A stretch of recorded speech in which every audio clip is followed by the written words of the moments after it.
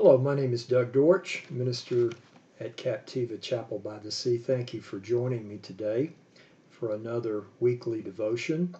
Today I'm going to read for you a passage of Scripture from 1 Kings, the 19th chapter, beginning with the 8th verse, where the text tells us that the prophet Elijah got up and ate and drank, and strengthened by that food he traveled 40 days and 40 nights until he reached Horeb, the mountain of God. And there he went into a cave, and he spent the night. And the word of the Lord came to Elijah. What are you doing here, Elijah? I don't know who came up with the term burned out, or when they came up with it, but I can't think of an expression that better captures all of the emotions that term signifies. Burned out. I'm sure you know what I'm talking about. You know what it's like to feel burned out. The fire is gone.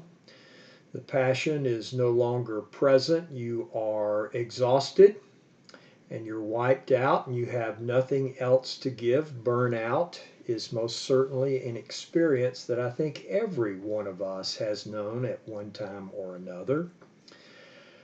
I know there are probably many who think that burnout is a contemporary challenge because of how busy our age is. It's only something that people in the present day have had to wrestle with, but that's not the case. I look at this story of the prophet Elijah in the 19th chapter of the book of 1 Kings, and I see how Elijah's experience at Mount Carmel sure looks like a textbook case of burnout to me.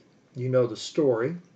Elijah has just won a signal victory over the prophets of Baal at Mount Carmel, and it was a beatdown of the highest order that Elijah had put on those false prophets.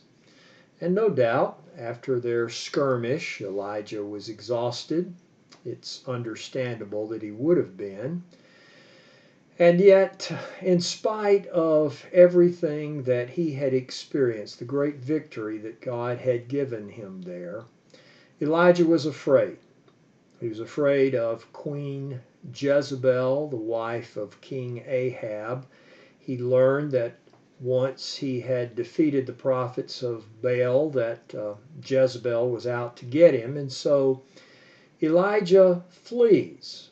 He doesn't just flee the region of Carmel or the region of Galilee. He flees the entire country, and he goes way down to Beersheba, which is in the southernmost part of the Promised Land.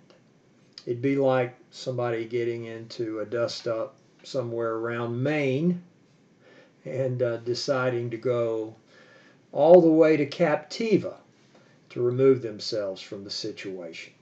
But when we look at the text, we see how the flight that Elijah took was much worse than that. Once Elijah got to Captiva, or Beersheba in this case, Elijah left his servant behind, and he went one day more into the desert, where he came to a broom tree, a desert shrub, and he lies down and he prays for God to take his life. Enough, Lord, he prays, I've had enough. And he prepares to die. And what makes Elijah's situation so bad is not so much that Elijah has lost confidence in himself. What makes Elijah's situation so bad is that Elijah has lost confidence in God. So has that ever happened to you?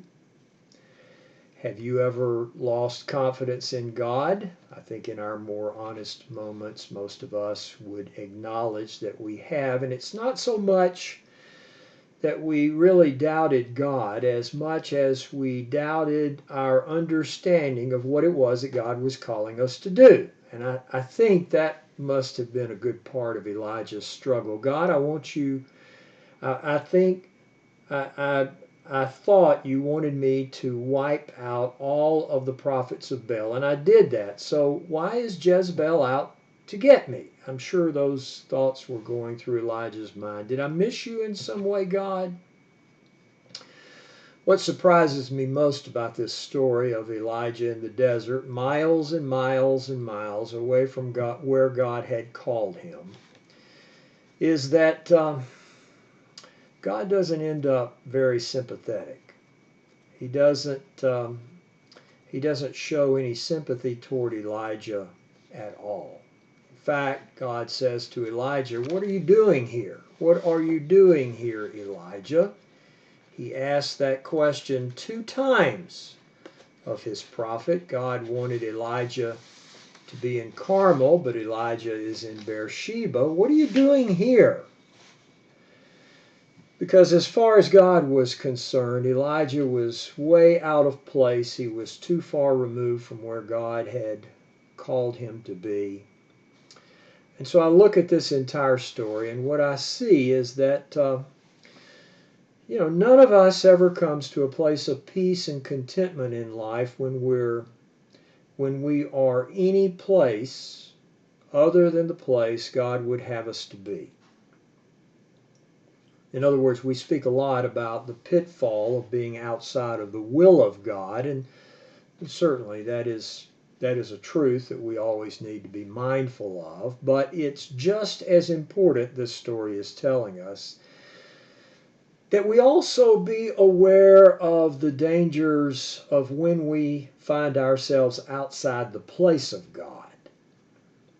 And so the story of Elijah having gone from Carmel to Beersheba tells us that when we put ourselves in places that are outside the will of God, we find ourselves in situations where we miss the opportunities that come for us to serve God's purpose and to experience the peace and the joy that comes when we are in the center of His will. We forfeit those things when we find ourselves outside the place of God, not just outside the will of God. And yet the good news of the story, there is always gospel in every biblical story, even in the Old Testament, is that God doesn't allow Elijah to throw in the towel. God reveals himself to Elijah while Elijah has hunkered down in a cave.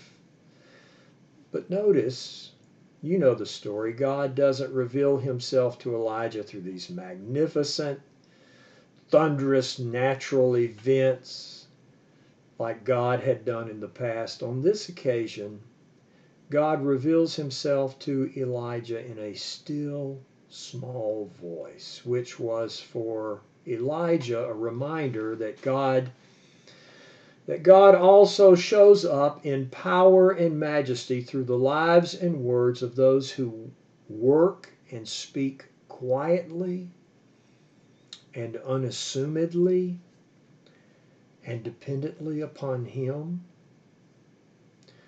There may be some listening today who believe their best days are behind them and their future holds no hope.